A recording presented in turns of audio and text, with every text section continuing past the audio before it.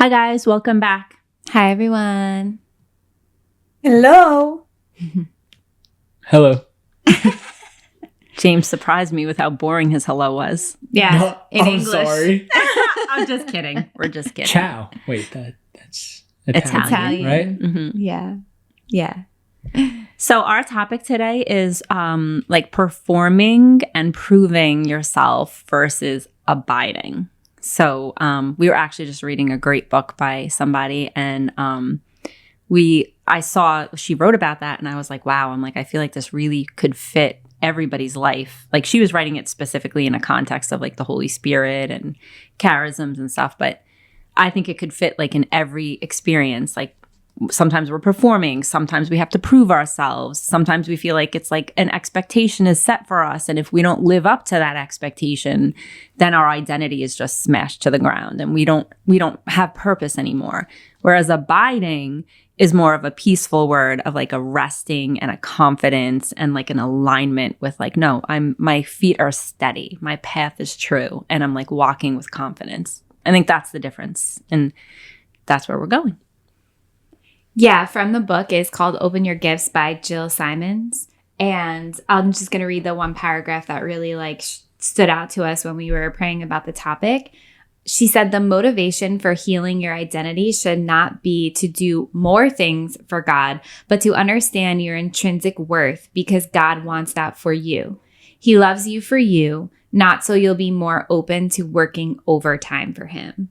That line, working overtime for God, how often do we get caught in that trap of working overtime for God, or just overtime for ourselves, or overtime for anything that we're doing? I think it's so easy to fall into that trap.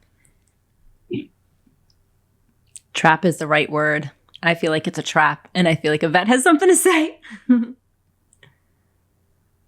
I like it what you said about the expectation, and that we feel like we need to perform in front of people and in front of God, because then we think that we are not good enough or worth it or something. And it reminded me to the other day that I had this conversation with Janine, and I told Janine, I feel like I'm overdoing a lot the effort of hiding my feelings and my thoughts to God instead of going to him. Mm-hmm. I'm performing this perfect goal in front of him. Don't worry. I'm suffering, but I have everything under control. I'm trying, because I cannot think like this, because then maybe I'm not the perfect girl that I should be to deserve you or to deserve love or whatever. And Janine told me, he knows you and he wants you, your real self. Do you think that he's gonna be angry? He just wants to see you and you being messy, and he be smiling to you, hi, messy girl, what have you done? How can I help? This kind of father that doesn't judge his child, but instead of that, he's loving me because who I am. And then I just kind of felt this relief, this freedom of, oof, okay, I was so tired of performing that I had everything under control and overdoing just everything for myself, because I was so scared of showing who I was in front of him or in front of people, because I was afraid of stop being this perfect girl that deserves his love or others' love, that I was just forgetting of being myself and going to him with everything I got. And Janine reminded me, you don't have to perform anything. Just go how you are, and he's your father, you don't have to do it. So I think I don't know. It was powerful. Yeah. Because I think that's what we do a lot of times. We do it with God a lot, because we have an expectation of I'm supposed to be this way. I should feel this way. And if I don't feel this way, there's something wrong with me. And I feel like that's what Jill was saying in the book was the more you perform, the more you're trying to prove that you're worthy, the more you're trying to prove that you're who everybody else expects you to be, the more God's going to love you. And he's not going to love you if you're not performing. And it's a lie. It's the traitor mindset that lives in the human mind. It's the thought that typically among humans, it's almost like for us to be friends, I have to give you this and you have to give me this. to be in a relationship, I have to give you this, you have to give me this. And that's how we think of God. It's almost like in order for him to love me, in order for him to save me, in order for him to, work in being our father and our, I guess really in a case like every sense of love, to being our true love, it's we have to give him something in return. We have to give him something in return. Whether it be the perfect performance in acting or perfect performance in teaching or perfect performance in boxing or, doing something else crazy to try to almost pay for his love. Yeah, as if his love is transactional with us. I'm kind of stuck on the word overtime. I'm thinking about a job. Like, the typical work week for an adult is usually like 40 hours, right? And there's a reason why it's called overtime. There's a reason why we get paid more for overtime, because it's more than we should be giving in a week. And when you brought up the fact that like a relationship is not transactional, a job is. So that's why it's I do my work and I get paid for it, and then when I do more, I get more money for it. So it is a transactional thing. So to compare that to a relationship, like that's not how a relationship should be. Should a friend to friend, human to human relationship be like give and take? Yes, of course, but not transactional. And God is so different than that. He's so different than the human relationship. So we kind of get stuck in that feeling, I think, of like the worthiness of his love, and it's just not that. But it's really hard to understand that. I feel like in a relationship, it's almost like I don't know how to explain it. It's almost like favors. It's like you ask someone to help and they help because they love you. And it's, instead of it being the other way in the job where it's like, all right, I'm working for money, I'm working for you, I don't want to say I'm owned by you, but it's almost like I have to do your work. Wow. So it's almost like an ownership rather than like a freedom. It's like it's like you said, it's transactional. And I think a lot of times in relationships, we get stuck in like, okay, I'm supposed to be the perfect mom. I'm supposed to be the perfect daughter. And if I don't perform in the way that maybe the expectation is set by myself. Maybe I set this expectation for myself and I didn't realize that I did, but I'm performing to reach it. But it's not realistic because I'm in overtime and I'm tired and I'm worn out and I'm exhausted from being this. Because what happens is when we're in overtime, we become fake because we don't have the energy to be ourselves anymore because we're working for making everybody happy. We're working for making like God happy. Like we and God didn't put the expectation on us in the first place. It's almost like an illusion of an expectation. And I think like I've seen that in myself as like a mom, as a teacher, as a friend. Like sometimes that thought will pop into my head. You're not a good friend. You didn't call this person to see how they're doing. You're just not a good friend. And then I'll be like, I'm not a good friend. But that's also discernment. It's like hearing the truth, that's accusatory. God doesn't accuse. And where could that lie go, right? So you start with the lie of like, I'm a bad friend. I should have called, right? And then you're like, whoa. And then all of a sudden you're like, well, they never called me. So now you go from accusing yourself to then accusing them. And it's like, hold on a minute. Like life just happened. Like life got in the way and we got busy and like, it's like no one's mad at anybody, I just think like. And then it could lead to they hate me. Exactly. Like it could just be this like wild path of lies, really. Yeah. It just makes me think of like, like we live in this world, but in Christ, we're not of this world. I know there's a scripture that I'm misquoting or something, but that's what it is. Like you're born, right? And you can like we kind of have to learn the love of God. We kind of have to learn that acceptance of our own identity in God.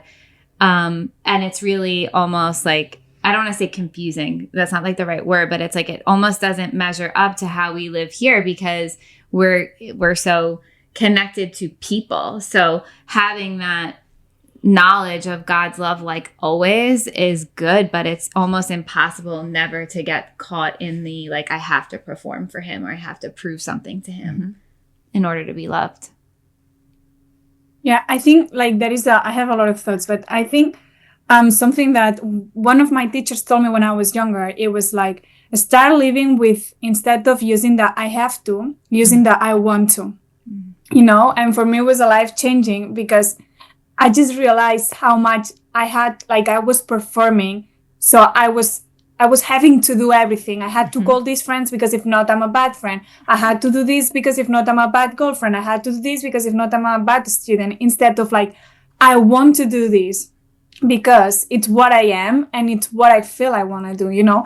And everything changed. And then I started realizing like a lot of people got angry with me with a lot of things. And I was like, it's just because I'm not answering to their expectation of me. And I don't have to, you know what I mean? And I was just realizing this. And the other day, for example, I had this conversation with my mom and she was like, I was expecting she to come visit me here, you know? And I was like, why are you expecting anything from her? She is different from you. You cannot put that pressure over like all the people because they are not you. And that doesn't mean that what you do is good and what they do is wrong. You know, like, do you love her because of what she gives you and what she like gives to your life? And she's been supporting you in other kind of ways. Yes. Then stop putting the expectation on her because then you are putting this pressure over her and she will have to perform something for you, you know? And she was like, well, maybe it's true. Maybe I need to stop putting this expectation on people. So I need to stop thinking how they should act because it's from my perspective. And I said, yeah, because then you will give them freedom enough to just be themselves. And then, you know, like you will love them like for real, not just because if they act like you want, you know. And we start talking about this and about also like the relationships that we told Jenny, like being so tired of performing the perfect partner or wherever and doing things that you are feeling fake because you were just acting how the others wanted and not how you were just feeling, and that cut your wings, you know. But with everything, and you said acting, and something that I just realized about why I do love acting, it's because it gives me this time, this break of performing for me.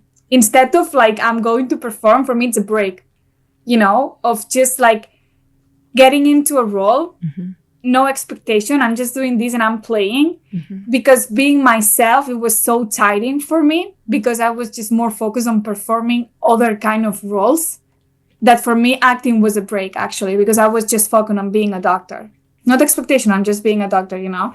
And I just realized like we are all actors in life, actually, not on the stage. In the stage, we are just focused on being one role, but in life, we are like doing hundreds of roles actually. You know, so I think acting is a really good word. And I just realized that being actors all the time is so, I don't know, it's so exhausting because you get lost of who you really are. So I think it's really good to just like remain in God, in your faith, to not get lost in the middle of all those roles that you are choosing to become. And I think you get signs when you're performing constantly, when you're constantly in like, you know, shifting yourself from one person to another person to another person. I'm thinking about your mom and like her expectation of a friend to be something to her that she would want her friend to be. But I feel like sometimes when we have those expectations for other people, we also are really rough on our own selves too. It's like, it's a thing, like sometimes it's like, well, if I expect this of you, then I have to be that also. And so I think it could turn inward so easily, that feeling of like having to perform again in relationships, in like friendships. And when I think your mom probably expressed it too, like the freedom in just being like, you know what, it's okay if you can't do this today because it doesn't fit your schedule or it's not working for you right now or you have something else going on. I think when we have understanding towards other people, maybe it helps us to be a little bit more understanding to ourselves too and be like, okay, I don't have to do this today. I can take a break also. I don't need to perform for anybody else right now because I don't have the capacity to. Yeah. Yeah, I'm thinking of like James, you said something about, or Yvette, someone said something about owing somebody something else. And I thought of like, do you ever do something nice for somebody or somebody does something nice for you and instead of just like saying thank you or saying like, I did it because I want to. And like the response is like, now I owe you something, right? Like you did this nice thing for me and like, now I owe you something back. And it's like, no, you don't owe me anything. I did this thing for you because I wanted to. I did this thing for you because I love you, you know? And I think there's so much freedom in that when it's not like, okay, I'm not going to check boxes. You've done A, B, C, and D. Now we can be friends. Or you've done A, B, C, and D for me. You've given or you've done, and then now we can be like in a relationship, like whatever the relationship type is. It's like, it's not just a checklist. I mean, when someone asks you why you are friends with somebody or why you enjoy spending time with somebody or why you're dating somebody, it's like, it's because of who they are. It's not because of what they have done for you, hopefully, you know, and if it is the other, then there's no freedom in that. And you can feel the difference. And then you can feel the expectations or the resentment that eventually does build when you have those expectations of people. Yeah, I can remember when I was young, my parents would like, if we were going on a vacation or something, they might like invite one of the cousins to come. Like, and it was just something that they would do. Like my cousin Marianne would come with us sometimes. And it was like, just like something that was fun, free. It probably was better for my parents when she was there because it occupied us. But if there was an expectation in a return of my aunt to be like, oh, well, okay, so since you took, you know, Marianne, now it's like your responsibility to, you know, take so-and-so, that would have made it like so much less free, so much less fun, so much more of like a contractual like agreement as opposed to like a covenantal agreement, which is made from like love and just family and like belonging. I think it's just the difference between freedom and transaction. And again, I feel like the word we can come back to in every single episode we record is balance. It's like, okay, if we're, you know, I'm thinking of like two moms and like driving their kids to dance or whatever. It's like one person shouldn't always be the driver. You know, it's like we split it. There's balance. But I know if you're really busy this day and I need to do both ways, then you know, okay, fine, no problem. But it's like, I don't just now expect you to do it all and like I do nothing. There's still like a sense of balance out of love and wanting to be, you know, in like a 50-50 two-way street in friendship and relationships. Yeah. And like the people that love you, really love you, they will see also that balance and that effort that you do, because it doesn't mean like, okay, I'm super bad in WhatsApp, so if they don't accept that, whatever, it's their problem. No, it doesn't work like that either. People can ask you things that they need to. And then if you love them, you are willing to work on that and be better for them as they will do it. But we tend to confuse that with expectation and pressure.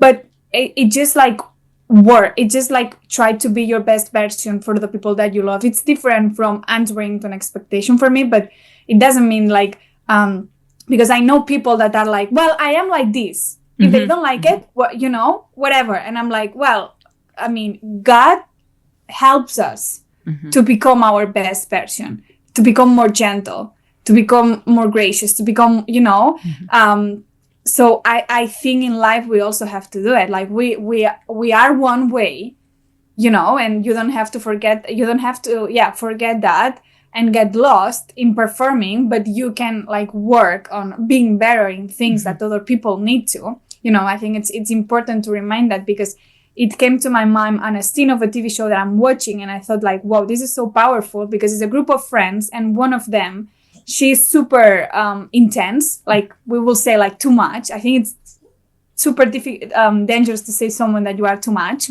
but because she's all the time out of balance. She doesn't know how to like deal sometimes with emotions.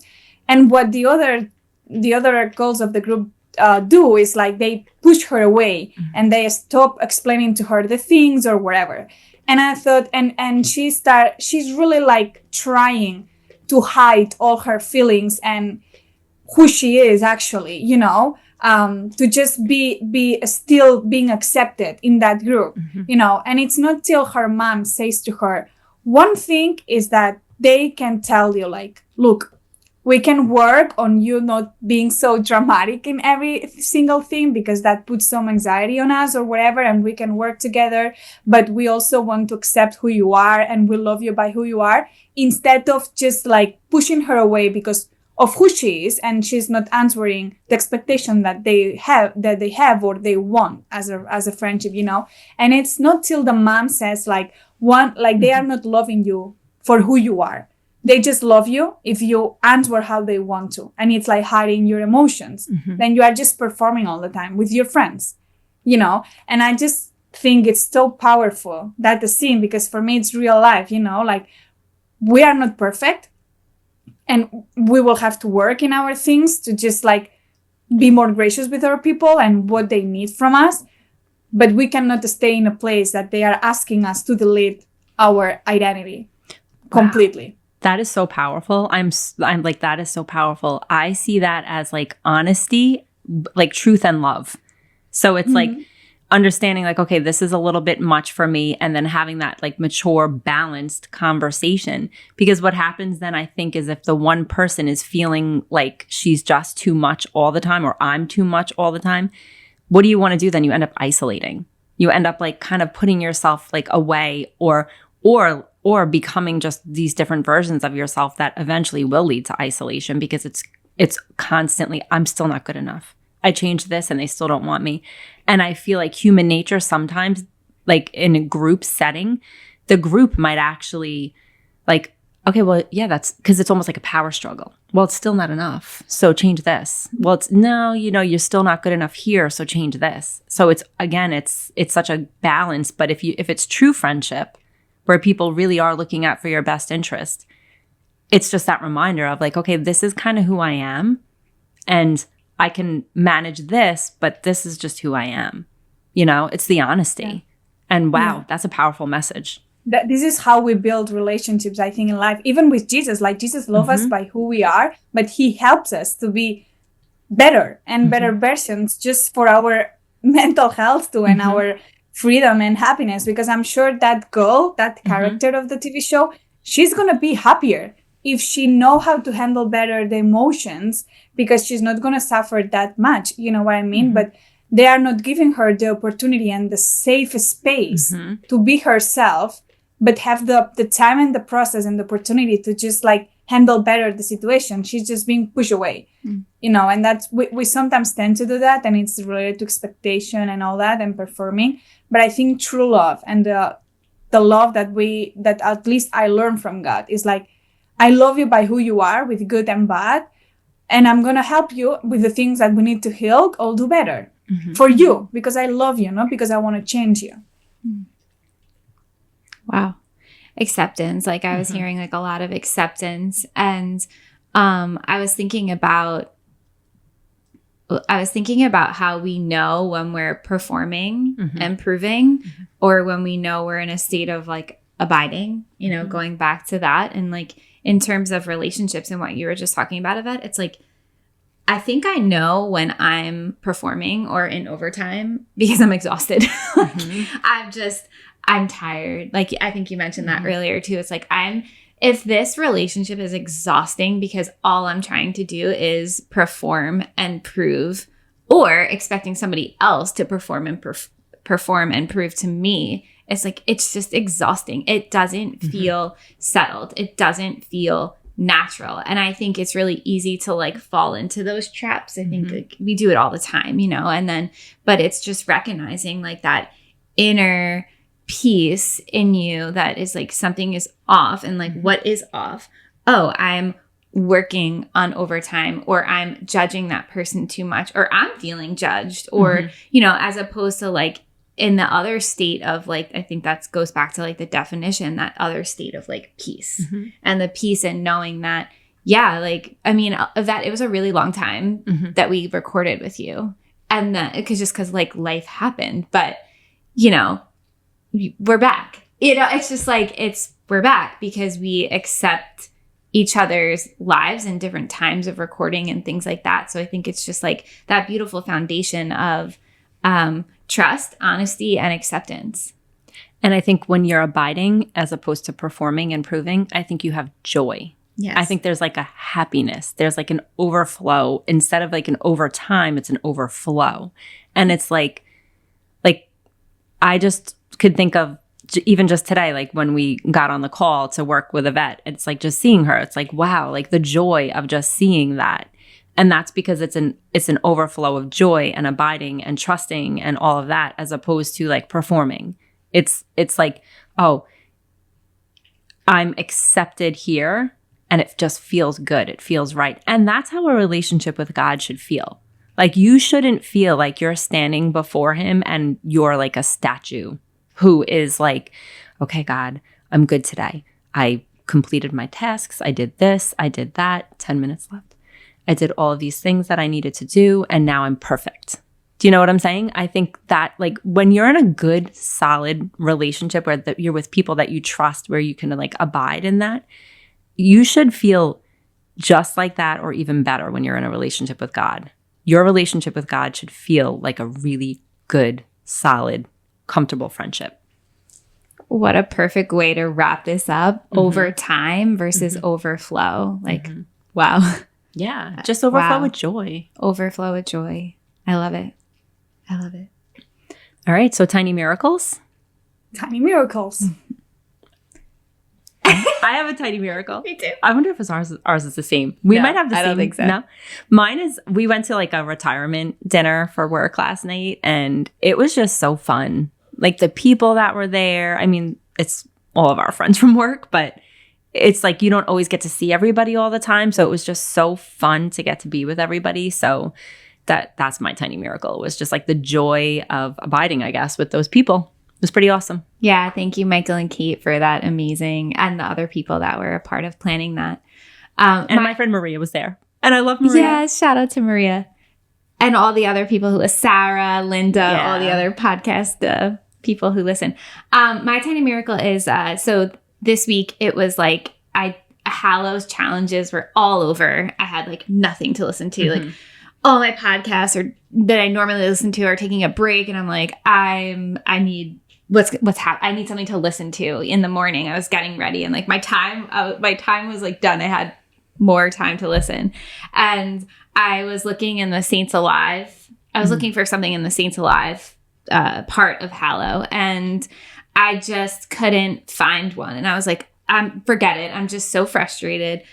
Within 30 seconds of my frustration of like, I can't find something to listen to, Janine texts me and sends me a Saints Alive and was like, this was amazing. I listened to it this morning and it's really short. You're going to love it. And it was like the exact amount of time I had left in my morning to, finish getting ready and get to work. And it was like, an answered prayer. It was wild.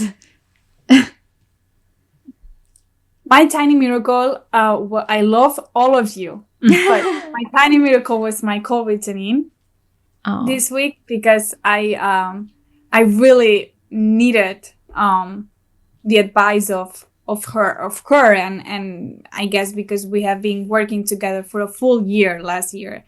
So it was the place where I used to go to ask for this clarity, and I was like, oh, she's not here. I cannot get her. It's going to be impossible, whatever. But I felt like, okay, let's just send this message, And it was like just perfect timing. And we have 6 hours of difference, but it was like perfect timing. I got this call and something just shift huge in my life. So for me, it was like a miracle. The perfect timing, being able to talk to her and the clarity that it came from that call. So. I think mine is my dad for making all those meals for me this week because of, the dropping the weight for a fight. Yeah. So, thank you, Dad. Love that. All right. And with the vets, it was crazy because we talked on the phone until I got to work. And as soon as I got to work, she's like, okay, my mom's here now, so I got to go. And I was like, and I got to go because I just got to work. So the timing was perfect. I feel like God's timing is so cool. Yeah, I feel like the timing worked in me and Yvette this week. Yeah, in the timing ways. was crazy. It's pretty cool. All right, guys. Thank you so much. Please remember to like, share, subscribe, follow, ... all the things. Please share this with somebody who you think might benefit from it. Yeah, that would be great. We really appreciate it. That's how the podcast grows. Yeah. All right. Yeah. And just remember, your worth is not defined by how many gold stars you get on your work or friendships or relationships. It's because of who you are and what you have to offer as a person. Wow. That's beautiful. Love that. I think I might have one. See you in a while, sundial. Oh, that is good. That is good. Awesome. Bye, All right. guys. Bye, guys. Great. Bye, guys.